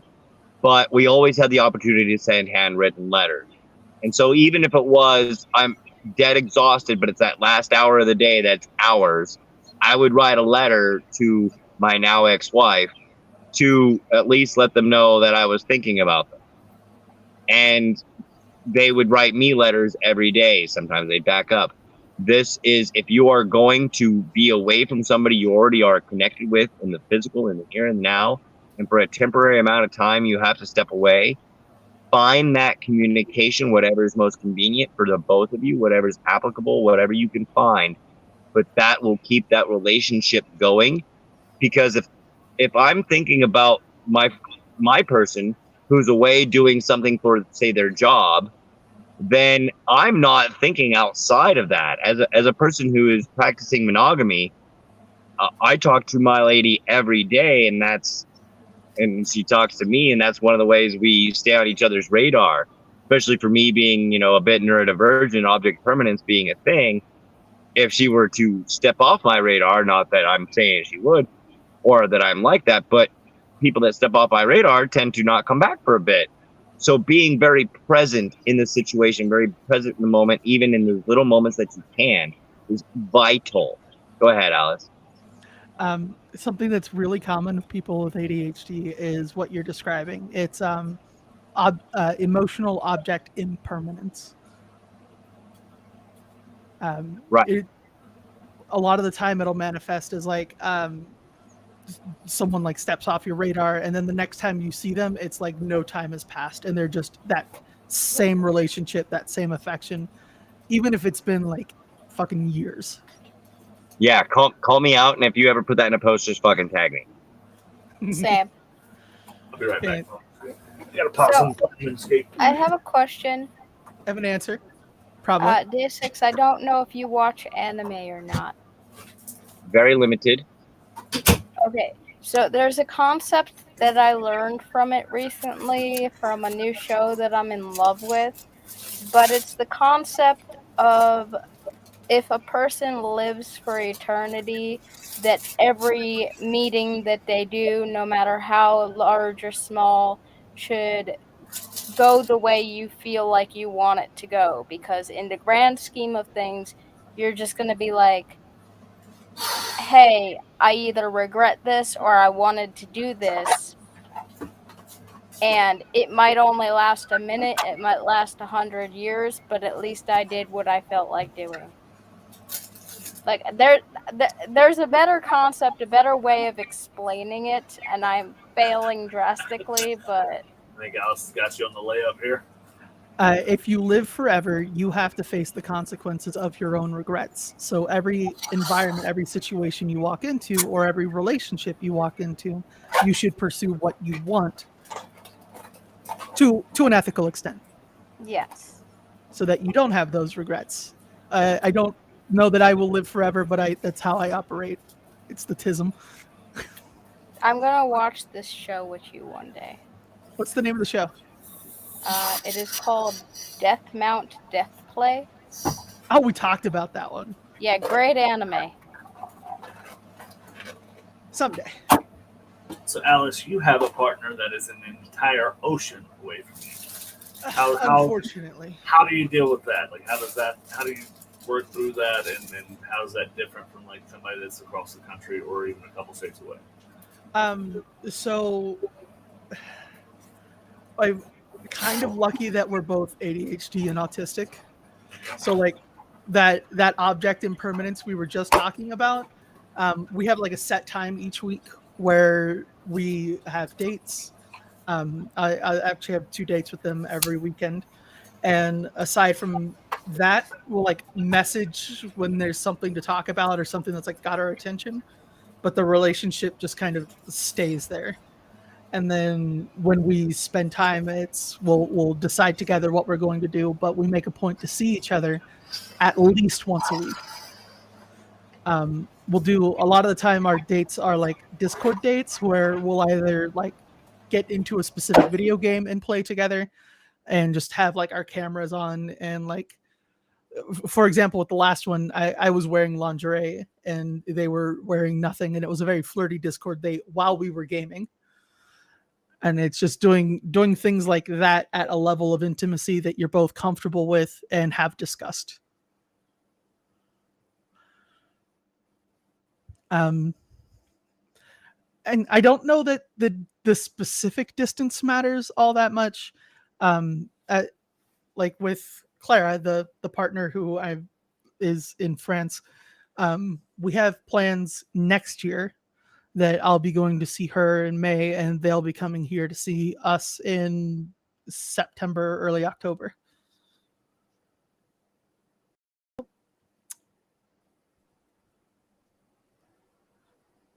Mr. I Are you mean- muted on purpose? Yeah, they're blowing up balloons Gotcha. and being children, even though we only have 20 minutes left of munch before we can.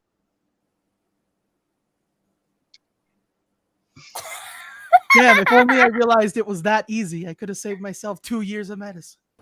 See, that's all it takes. It's really not. You can't resist the urge when you're blowing up balloons. You know? You can. You really, You really don't have all- can. Give me I'm something to hold on sorry. to. Just, No, It like reminds me of the Scooby-Doo movie where Fred and Daphne switch bodies, and he's like, I can look at myself naked.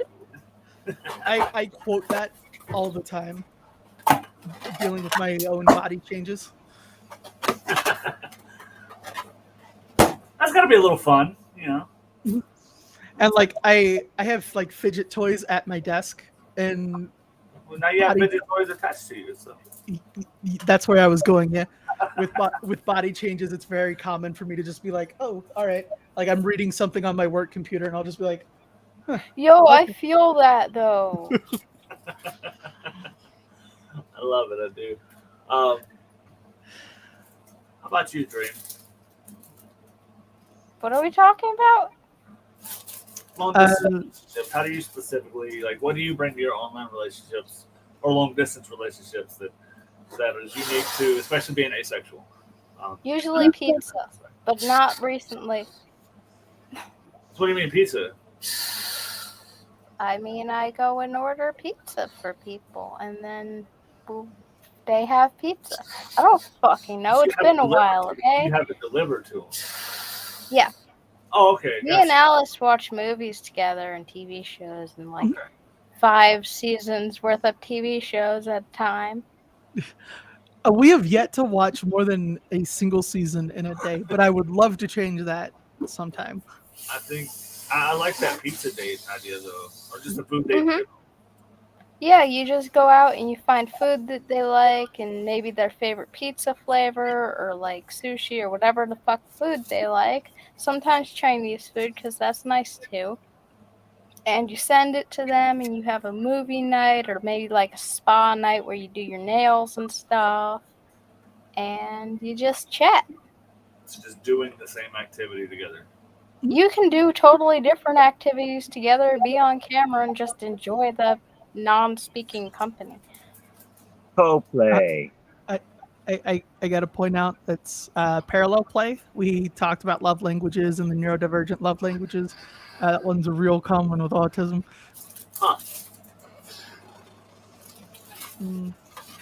Like, I just like being in people's company, even if it's just like, oh, hey, you're over there on the computer and I'm not doing anything related to it, but at least you're there.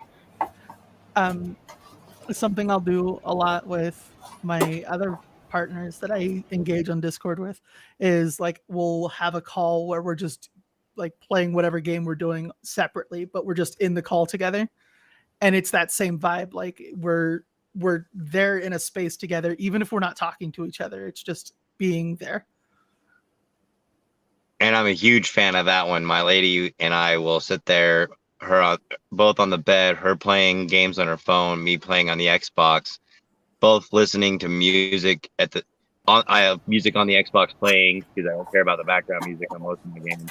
We're both just vibing with the music and enjoying our time together. I'll reach over, touch her. She'll reach over, touch me. And that's just good time. Oh, yeah. And it's nice to be able to do those things. I just saw the chat and saw Becca's comment about nipple piercings. I plan to get mine pierced when they finish growing, and I will never stop playing with them afterward. I have to wonder if yours will get more numb or more sensitive depending on the piercing. Because people do both, and I'm curious. Probably more sensitive, given everything's getting more sensitive because of the progesterone. Oh, yeah.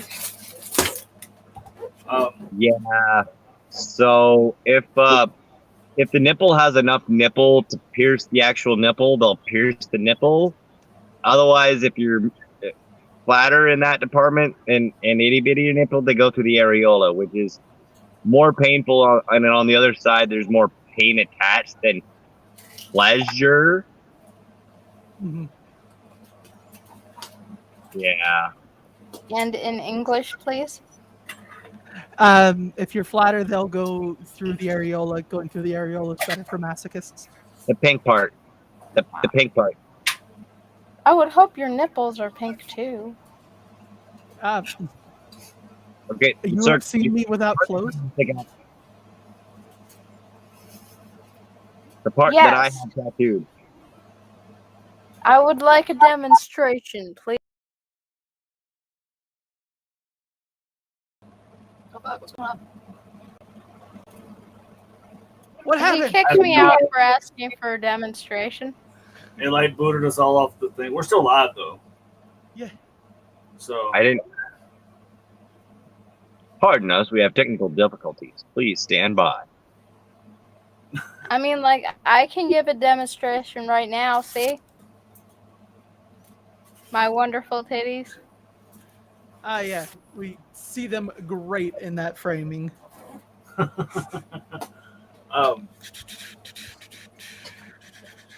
Okay, there's a good one. Here's I'm DMing you a picture I took this morning. So, sex and long distance.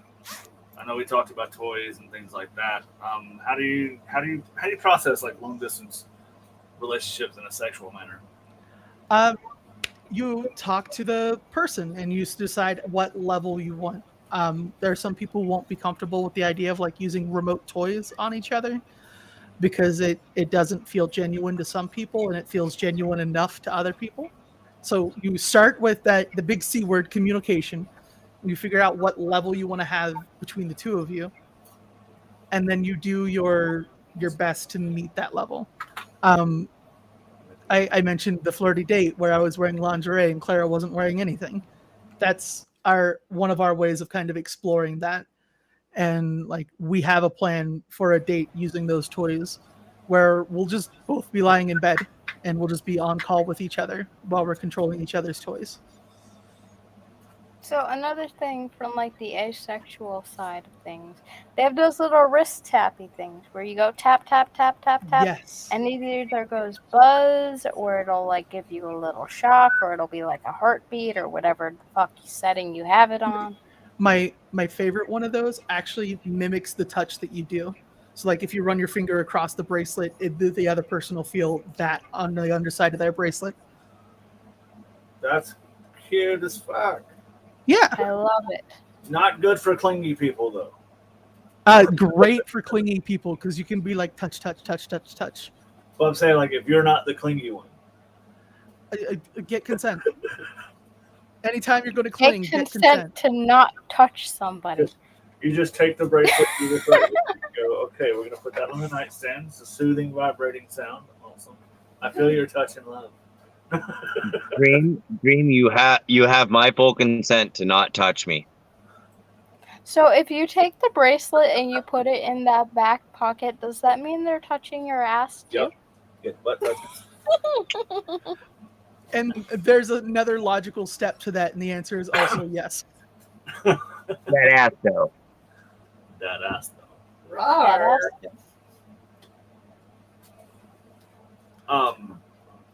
I know, like, and they are getting really, really advanced with some of these toys. I know they have some that go to TikTok level. I talk about this one. I think it was have Jen stroker who toys. talked to me about the glass one where you put the ashes inside or some shit. There's that, but like this is like so they make full on like the dildo on one side imitates the motions of the stroker on the other side. Those are the Lovin's remote toys that I'm talking about. Right. I mean, I know they have like the little vibrators and stuff like that. They have like full on sets now. All right. And would I be allowed to pull up one of those toys for demonstration purposes? What's the worst gonna happen? I'm gonna get banned. So, like, we got a Lovin's Calor here. Excuse me? You can figure out what you do with the end of it. You put drinks in it and shake it up. All right, cool. Obviously. And then the other person's You just toy. have that sitting right beside you at all times? Yeah. Well, yeah. I have 5 toys at my desk. I have not hidden the fact that I'm hypersexual. I didn't know. I have talked to you about my toys and even made a point of getting them out of frame while we were on call before. Look, there are people that carry them on necklaces and they just blend in. So I'm so is pissed Basics off about relocating that again? one that we went to New York and we went to that shop to go see him and they didn't even have the shop there anymore. I don't remember the name of it. But yeah, Alice went to a shop in New York and it's like high class, fancy, elegant jewelry, but they also have new vibrators. That sounds so cool. But it was closed when we got there and we couldn't even find the building. The shop was like non-existent now or something, or maybe we're That just sucks. not from New York, so we don't know how to get in. So. But back to the point of vibrators, that one matches up to another toy and imitates the motions that you do on that one using the other toy. Okay.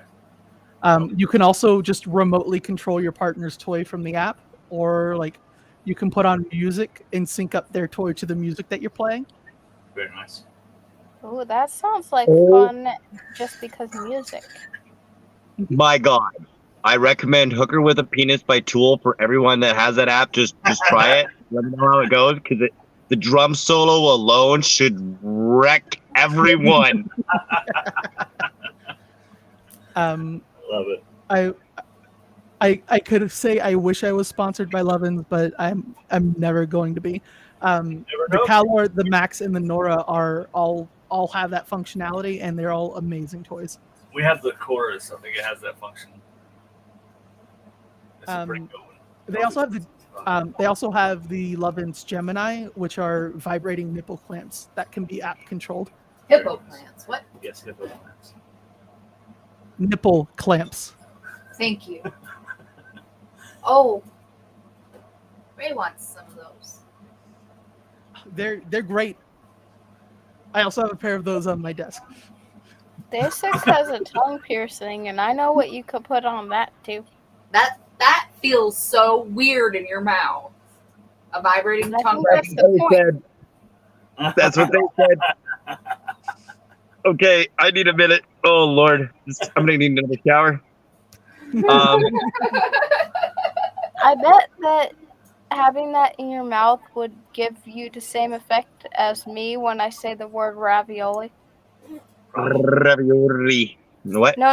The word just freaks me out and it makes the top of my mouth all tingly. Dream hates the word. Oh, ravioli. I really do hate that word. I'm sorry I brought it up. I have armor on the top of my mouth, so I don't have the same feeling as you. I don't very rarely touch the roof of my mouth unless I'm soaking my dentures. My entire mouth is very sensitive, so. It's just the word. I don't know why. Ravioli? When I was a kid, I got traumatized by Chef Boyardee ravioli because It's those fucking canned stuffed me. commercials. Hmm? The fucking possessed canned commercials that follow the kids home. Oh yeah, no, that was terrible too. There's the way that it fit on top of your mouth with the tomato sauce in between. The tomato sauce kind of like burnt me once, and it traumatized my mouth with ravioli. Well, folks, So you don't like moist ravioli? You don't like moist ravioli? I don't like tomato sauce anymore.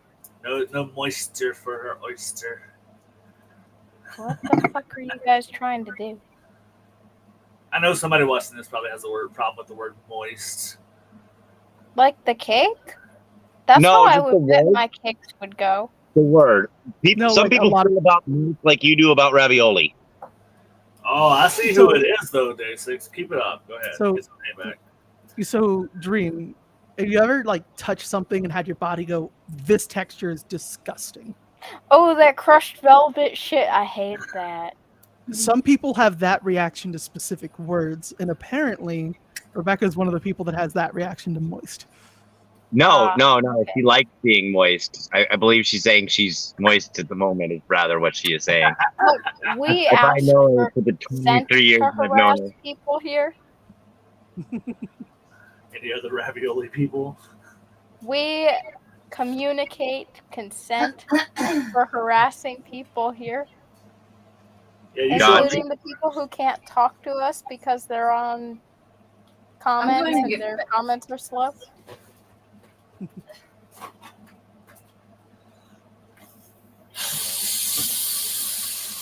I Lunch has been thought great. I love y'all.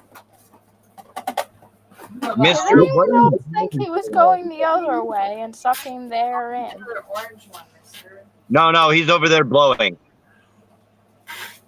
Orange and light green. I'm trying to put a balloon inside of a balloon. Orange and light green.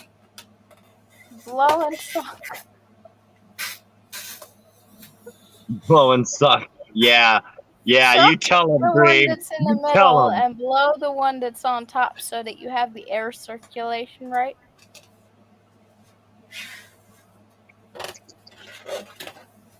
Ew. Wow, Dream. Cut me quick. Oh yeah, that's fair. The little Debbie's. Mister's gonna fight you on that one though. Whoa, I will fight you, kitty. Yeah. Nasty texture. That's like half the fun of it. I can't eat most Little Debbie snacks because most of them are chocolate, and I would die. That You have a hasn't leg in stopped you from trying to eat half the stuff you're allergic to before. I don't eat chocolate because that's the one that'll kill me. Is it The all rest of them can legumes fuck or off. just chocolate? Say what? I'm sorry, is it just chocolate or is it other legumes? It's just chocolate, to my knowledge. So how did you figure that one out, buddy? I was constantly feverish and sick for like 4 years, and then we went to the allergist because we ran out of other explanations. And they did a panel, and I was like, "Oh, hey, you need to stop eating chocolate every day." So what you're telling me is that you ate chocolate before? Many times, and it made me very sick for a long time. Well, then you can't say you haven't eaten it. I didn't say I haven't. I said I don't. It's a kind of Well, you did. I did it. Yeah. Good job, mister. I have accomplished Oh, okay, that's something. Cool. So yeah, closing thoughts. We're up on our 2-hour mark. Anybody want to kick this shit off? This lunch has been very interesting. Productive. Did we even get to like 3 of the topics we meant to? Yeah, we covered them all. Did we really okay. get to topic 3? Yeah, the distance. Ah, Yeah, we done this shit. We spent all right. 2 hours going over 3 topics then. Usually we have like 5. So cool. Um, Tell everybody to come we've see been my doing the 3 Oh. topics for like a month or so. I And love it. hell yeah! Welcome And to we've normally don't make it through all 3 topics before we hit the 2-hour mark. All right. So she said to come see her Thursday on Clapper. What time? Next Thursday, not this Thursday. Next Thursday. What time? It's an all-day event, but I'll be on at like 5. She comes on at 5 East Coast. Yeah. So I'll be at work, but if I'm not on a call, I can tune in. I'm having Oh, yeah. Pride trivia. it's gonna be like she's doing Pride trivia, but they're doing like a Pride parade, a virtual Pride parade. And there's a lot of really, really amazing creators Lots that of are cool taking people. part. Yeah. All the cool I'll be people. there if I'm back from the doctor before then. What's 5? Doctors close at 5, so you should be home. Debatable. Oh, Becca, thank you. I love you guys. We like hanging out with you too. You'll have to come up on the panel sometime. I'm down for it. Becca, you're always a great addition to the show. Mm-hmm. So yeah, closing thoughts on online, digital love, all those fun things. I made another Adam.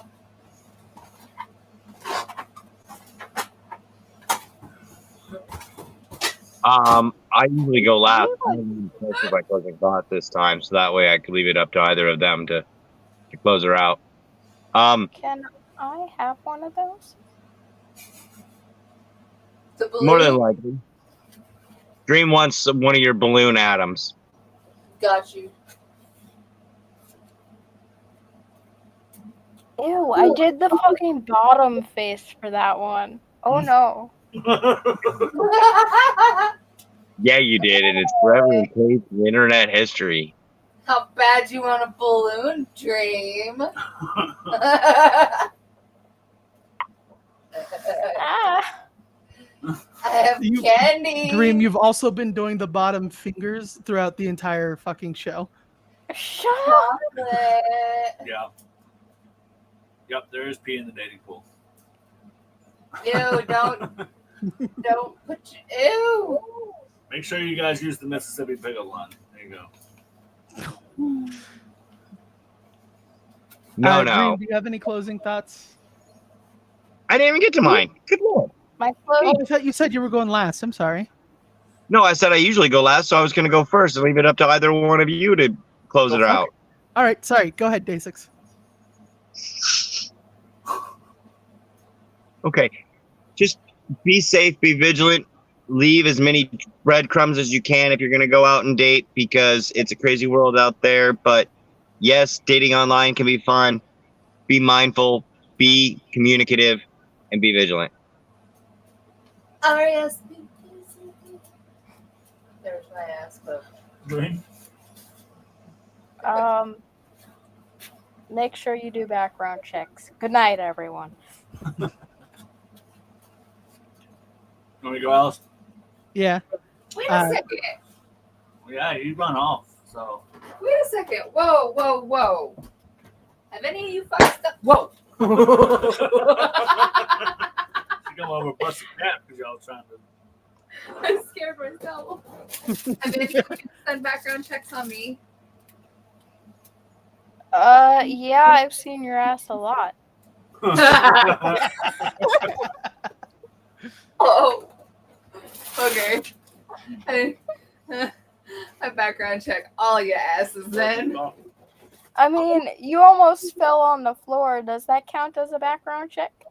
So my closing thought is y'all be open-minded and please do see the red flags because they're usually there, and you should probably listen to your friends about red flags sometimes too when you're doing this online dating experience. If your friend says that that's a little weird